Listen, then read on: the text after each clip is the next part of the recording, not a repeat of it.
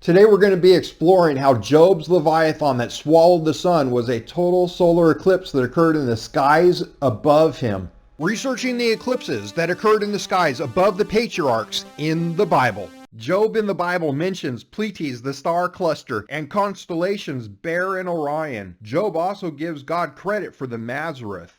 Additionally, Job reveals his knowledge that the night sky in the north is different from that of the south. However, the most exciting observation by Job is his description of a rare solar eclipse next to the mouth of the snake constellation. Job's Leviathan solar eclipse description matches the events of the June 23, 1917 BC. This NASA document compiled by Fred Espenek is the map of Job's Leviathan solar eclipse path. The eclipse started on the left at sunrise over America on June the 24th. The right side is the end of the solar eclipse at sunset on June the 23rd, 1917 BC. And this X marks the location that Job witnessed the eclipse.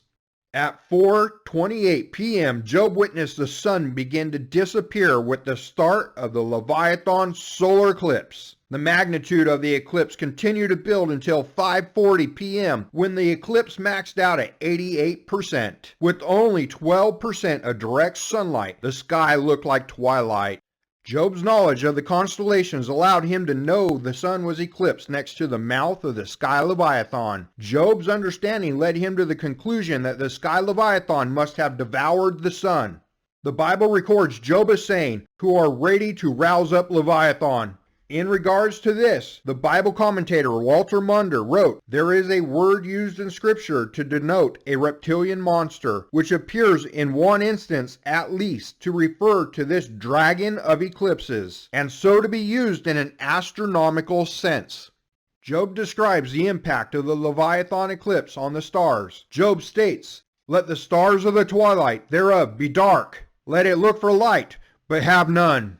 At maximum eclipse, the sky appeared similar to twilight, just before the stars would become visible. However, the sun began to get brighter, causing the stars not to give off their light.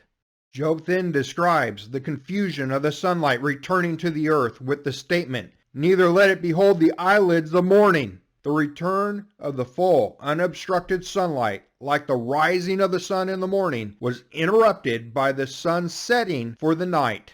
This is highlighted by the Bible commentator Adam Clark, who writes, "Here the darkness is represented as waiting for the luster of the evening star, but is disappointed, and then for the aurora of dawn, but equally in vain. He had prayed that its light, the sun, should not shine upon it, and here he prays that its evening star may be totally obscured, and that it might never see the dawn of the day."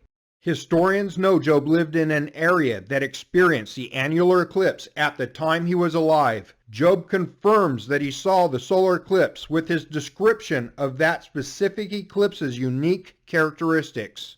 The Bible records this eclipse in Job 3:8-9. "Let them curse it that curse the day, who are ready to rouse up Leviathan. Let the stars of the twilight thereof be dark. Let it look for light, but have none. Neither let it behold the eyelids of morning." This event that Job describes matches this eclipse. Job's description of the Leviathan eating the sun around sunset is similar to what would have been witnessed during the annular eclipse of 1917 BC.